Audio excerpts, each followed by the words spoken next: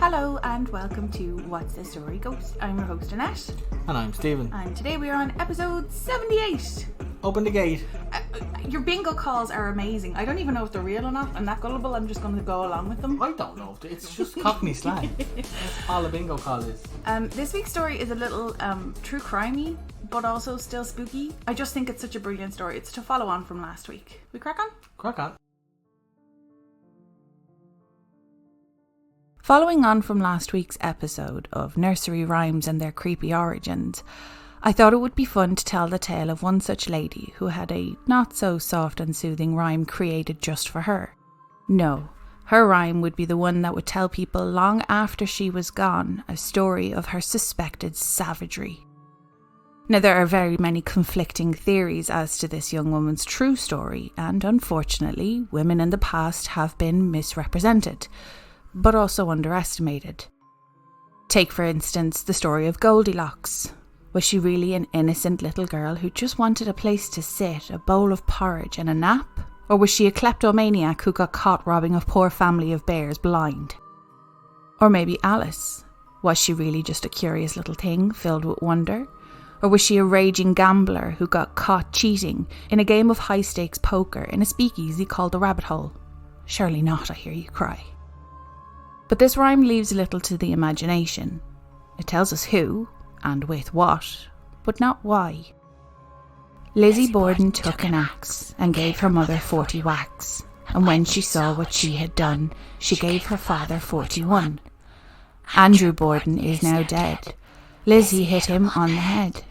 Up in heaven he will sing, on the gallows she will swing. Pretty self-explanatory, one would think, despite some inaccuracies. It was her stepmother, not her mother. It was a hatchet, not an axe. And it was 18 and 11 whacks, not 40 and 41. But anyway, I can't figure out if this is one of America's most notorious unsolved murders, or a perfect example of how xenophobia, gender stereotypes, and wealth all played a role in Lizzie Borden's potentially getting away with murder. Let's discuss the who first. Living in the Borden residence were Andrew, Abby, Emma and Lizzie. Abby was Andrew's second wife and stepmother to Andrew's 2 surviving daughters. Also living in the home was an Irish family maid named Bridget Sullivan, but the family called her Maggie. And although not living in the home, John Morse, brother to Sarah Borden, the girl's birth mother, was staying in the home at the time of the murders. He was visiting Andrew to discuss business matters. The relationship between the Borden sisters and their stepmother, Abby, was not a close one. It hadn't always been that way, though. 5 years before the murders, Lizzie had fallen out with her stepmother so bad that it resulted in her going from calling Abby mother to Mrs. Borden. It's also said that they were worried that Abby only married their father for his money. Andrew struggled financially for much of his life until he eventually found success. He manufactured and sold furniture and caskets. He was a director in multiple textile mills and owned commercial property. He also became a successful property developer. Together, the 2 sisters helped to manage the rental properties owned by Andrew. But he had made many enemies due to his hard nature, as well as his reputation for being very tight with money. Needless to say, he was more than comfortable financially. At the time of his death, his estate was valued at $300,000. Equivalent to 9.5 million today. But despite that, Andrew's home was one of the few affluent homes without indoor plumbing, something we today would consider a basic necessity. It's thought that Lizzie had more than one motive, but this one would be the one that seemed as compelling a motive as they come: greed. Lizzie reportedly yearned for a fancier lifestyle that was denied by her wealthy but frugal father, and was allegedly enraged when she learnt that her father had bought a house for his sister-in-law. But of all the people living in the family home at the time, the only person who was never even considered a suspect was Andrew's eldest daughter, Emma, as she had the good sense to be out of town at the time. This is how the events were said to have unfolded, as per bostonghosts.com. Sarah's brother John arrived on the evening of August 3rd and stayed the night in the family's guest room. After breakfast the next morning, Andrew and John went into the sitting room and chatted for nearly an hour. Around 8:48 a.m, God only knows why anyone thought to take note of the exact time, John left to buy a pair of oxen and to visit his niece. planning to return to the Borden household around noon. Andrew left for his usual walk around 9 that morning. Although cleaning the guest room was often a chore delegated to Lizzie or Emma, Abby went upstairs sometime between 9 and 10:30 in the morning to make the bed. I'm not sure how they could have known back then, given they didn't have the tools to establish a time of death or how a crime went step by step so accurately, but it's thought that Abby died first. According to the forensic investigation, they were able to ascertain that Abby was facing her killer when the attack occurred. She was struck first on the side of the head with a hatchet, causing her to turn and fall face down on the floor. Her killer then struck her multiple times, delivering 17 more direct hits to the back of her head, killing her. I never read any article talking about defensive wounds, so I don't think I would be wrong to assume that Abby knew her killer. And maybe it just didn't register with her that that person she knew, or potentially called family, was about to kill her. Andrew returned from his morning stroll around 10:30. His key failed to open the door, so he began knocking, and when the housemaid Maggie went to open it, she saw that the lock had jammed. She would later testify that when she muttered a curse due to the jammed lock, as you do, she heard Lizzie laughing. She didn't see Lizzie, but stated that the giggles were coming from the top of the stairs. At this time, Abby was already dead. This was significant because anyone on the second floor would have seen the body in the guest room. Lizzie later denied being upstairs during the trial. Lizzie stated that she then helped her father remove his boots and slip on some house shoes before he lay on the sofa for a nap. This story was contradicted by the crime scene photos, as Andrew lay dead on the couch with his boots still on his feet. Lizzie then informed Maggie of a sale in town and permitted her to go, but Maggie was feeling unwell and stayed home instead, retiring to her room for her nap. Maggie testified that she was on her third floor bedroom resting, when just before 11:10, she heard Lizzie call from downstairs. "Maggie, come quick! Father's dead! Someone's come in and killed him!" Andrew was found slumped over the couch in the sitting room, struck 10 or 11 times with a hatchet. One of his eyeballs had been split clean in two, suggesting that he had been asleep when he was attacked. He was still bleeding at the time Maggie saw him, which made it obvious that the murder had only recently taken place. So where was the murderer now? Lizzie's initial answers to the police were strange and contradicting. Initially, she reported hearing scraping and groans. 2 hours later, she told police that she heard nothing. When asked where her stepmother was, she stated that Abby had received a note to go and visit a sick friend. She also stated that she thought Abby had returned home and asked if someone could go upstairs and look for her.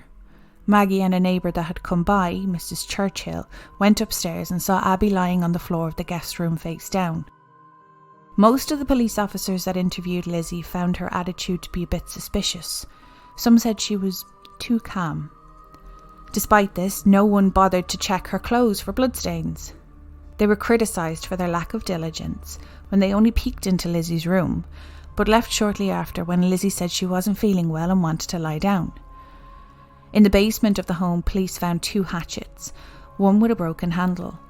It was suspected of being the murder weapon, as the break in the handle appeared fresh, and it had been deliberately covered with ash and dust to make it seem as if it had been in the basement for quite some time, untouched. Also in the basement was a bucket of bloody clothes. Lizzie claimed they were from what she described as her time of the month. Also, due to the random onset of illness before the murders, the family's milk and Andrew and Abby's stomach contents were tested for poison. All came back normal. Later that night, officers stayed close to the house in case the murderer came back to finish off the rest of the family. He stated that he saw Lizzie and her friend enter the cellar, carrying an oil lamp and a slop pail. He saw them both exit later and saw Lizzie over the sink at one point. A few days later, after police told Lizzie she was a suspect in the murders, the mayor visited the home and found Lizzie tearing up a dress and putting it into a fire. She told him that it was because it had been ruined with paint. Lizzie was brought to trial, and many reasons were given as to why she would have committed the murders. So the mystery, I guess, is, if Lizzie did do it, then why? I mean, yes, she had motive. She had a lot of motives, actually, but they weren't just about money. There were far more captivating motives than greed or hate or the accusations made against her father of abuse. One suggestion was that she was being physically and sexually assaulted by her father, which drove her to kill him and Abby, who did nothing to stop him. Or a motive that has never been confirmed was that Abby walked in on an intimate moment between her stepdaughter Lizzie and the housemaid Maggie, and that both Lizzie and Maggie were responsible for the murders. But again, that was never confirmed. The most shocking piece of information I read was when the pharmacist who testified at Lizzie's trial said that she'd tried to buy a poison called prussic acid the day before her father and stepmother were killed, claiming it was to put an edge on a sealskin cape. Prussic acid was a lethal poison and only available with a doctor's prescription. Therefore, the pharmacist refused to sell it to her. But strangely enough, the jury never heard about the incident at trial. Desperate, the prosecution tried to reveal Lizzie's narcissistic lack of emotion, claiming she didn't care about her dead parents or anyone at all. Dramatically, they brought out 2 mysterious wood cases as the jury watched, and Lizzie looked on with curiosity. Grabbing the latch, the prosecutor swung open the boxes, revealing the bashed-in skulls of Andrew and Abby Borden. The prosecution anticipated Lizzie's reaction as cold and unemotional to such a shocking and dark sight, proving her murderous intent to the jury. Nope. This may have been the moment that marked Lizzie as an innocent woman because she screamed, stood up and swooned before fainting to the floor. It wasn't long after the jury came back with a verdict of not guilty, and Lizzie Borden was free, deemed innocent by the court, but thought guilty by everyone else. After a long and extensive trial, Lizzie was eventually acquitted of all charges. She moved into a more affluent neighbourhood with her sister, where she changed her name, but was ostracised by her neighbours. The sisters lived together for years. Then Emma suddenly moved out in 1905, no one knows why. But a post on the Lizzie Borden Society forum in 2013 from a user named Nancy Drew summed it up to possibly one of the following reasons. 1. She caught Lizzie drinking and smoking after getting in with a local theatre group. 2. She found out Lizzie was sleeping with Nance O'Neill from her theatre group. Or 3. She found out Lizzie actually killed Andrew and Abby. Even though the girls were not talking at the end, they both died only 9 days apart. I know that's not the strangest part of the story. No, the strangest part of the story is both girls are buried with the family in Falls River Oak Grove Cemetery. Lizzie is now resting not far from Abby and Andrew. The Lizzie Borden house is an infamous bed and breakfast now. You can sleep in the room where Abby was murdered and have tea where they found Andrew. Guests have been said to have reported seeing an elderly woman walking around, and while assuming it was the B&B owner or a maid, they would be wrong. Apparently it's Abby, reliving her last few moments of completing her morning tasks before entering the guest room only to be murdered again and again. Abby is seen mostly on the second floor hallway and the guest bedroom. What is even creepier is it's not just sights or sounds. Some who have slept in that room have felt the bed sheets tighten around them, and they hear the brushing as if someone is sliding their hand across the covers, and then the slight pressure against their chest and legs as Abby meticulously straightens the fabric, calmly making the bed on what is thought to be a normal Thursday morning. Now, it's said that Lizzie is not in the home, as she wasn't living there towards the end of her life, but there have been some guests who have stayed in the room next to Lizzie's room and made some reports. It's subtle but undeniable, the sound of a woman crying on the other side of the wall. I've often said, it's not only where someone dies or where they had their happiest moments that they haunt. Sometimes they're stuck in the place that they hated the most for all of eternity.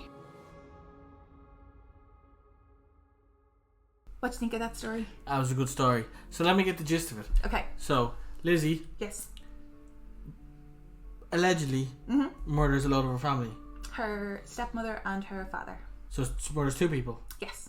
And then she goes to court and cries wolf and gets away with it. Yeah, it kind of seems a little bit like they brought the skulls out as a scare tactic, my God, and she just fainted. It's the original glove that doesn't fit. O.J. Simpson. Yeah, but doesn't it just go to show? I know this is a little bit more true crimey. I did get a bit of the ghosty stuff in at the end, but it just goes to show. Remember last week when I had said that the Muffin Man, unfortunately, spoiler, is not the first documented killer. And then we were talking about the lady who was actually their first documented killer. Right. But she's not documented because everyone was like, what is it? She got away with like 21 murders before she eventually was hung for the it was either 21 murders or 24 murders, and she was hung by the 22nd or the 25th. And she's just, the reason I think she got away with it is because she was a woman. Oh yeah, well, a woman, she got away with it for that long. She didn't get away with it. No, obviously she didn't get away with it. You can only kill so many husbands and 11 of your 13 kids before people kind of go, Well, we only know the limit of the amount of people a person can kill of the people who got caught. Yeah. Or the people that they own up to. Yeah, it's the same thing. And it's mad though, because I was watching Elementary on Prime with Lucy Liu, and I can't remember the other guys, Johnny Lee Miller. And there's something gut-wrenching, I suppose, for families, especially if they're wanting justice for themselves or for their family or for the person that that other person killed. The reason it's so hard for cops or detectives or whatever not to just shoot the guy is because they only know about the 5 people. There could be 6, there could be 7. Yeah. They might not have found all 5. They might not know everything. I also think that's probably why I loved Criminal Minds. Oh yeah, that's a big one. Because the thought of actually just getting into the head or getting into the mind of a killer, to me it sounds fascinating. To them it's actually a tool. You literally have to put yourself in the mindset of a killer to be able to retrace their steps or what would have been his next move. I think she got away with it because she swooned and told them that she had her period, and they all went, "Ooh, tampons, no, innocent, bye." Men are awkward. Yeah. Can you see? I have 2 people. Oh, did you get characters for me? I have to. Well, the ghost of Abby. Yes, the mum, Yeah. stepmom. Kathy Bates. Yes, She hasn't played a role in a while. she was on last week's episode. That was the joke, dear. Oh, sorry. Okay. Okay, I'm For tired. those at home that can't see my eyebrows, I was looking at it as if to say, any moment now. It didn't. The penny didn't match up. And then for Lizzie, Yes. I'm thinking Jennifer Lawrence. Okay. Because I could see her in a psychological thriller. I could see that. She has a She's broad versatile. range. She's very versatile. She could go all Hunger Games. Have you nobody for the dad? I know I don't want to push you now, because if I push you now, you're just going to pick somebody. Chris Pines. Okay, I just went on about Don't Worry Darling. I'm probably going to have cut it out, and I called him Chris Pike, and I don't know if Stephen just named Chris Pine because I obviously got it wrong, but you know, that's the funny ha-has that go on behind the scenes. I didn't fall down a rabbit hole this week. You did talk about a rabbit hole. I haven't fallen down a rabbit hole in ages. No, but you know what it is? I'm starting to I really think that I should just sit down and just read all the Brothers Grimm's books. Yeah. Because I mean, granted, yeah, if I was to write a fiction, I would literally do nearly like a piss take of all of the stories that I grew up watching. Yeah. Like a Dublin version of Alice in Wonderland, or somebody, I think it's your one who gives a laugh page, did a mock of Cinderella knocking at the door to get her stepmother and her stepsister's attention. And she's like, "Come on, your halo's outside," or something like that. Have you never seen the video? She's like, "Are you not coming?" She was like, "No, machine delivery never arrived." And it's basically the really, really old cartoon with her doing a voiceover. And she's absolutely brilliant. But that's probably what I would end up falling down that route of, you know what, how funny can I make this? Because I'm Irish, and if I'm not funny, I have nothing. You're supposed to laugh. We finish up there? Say words. Okay. So thank you so much for listening to today's episode. I will of course include the links in the show notes, and if you have any questions on this or any other episode, our socials are What's the Story Ghost on Instagram and whatsthestoryghost@gmail.com if you have any personal stories you would like to share. And those are all my words. Exit jingle. Exit jingle.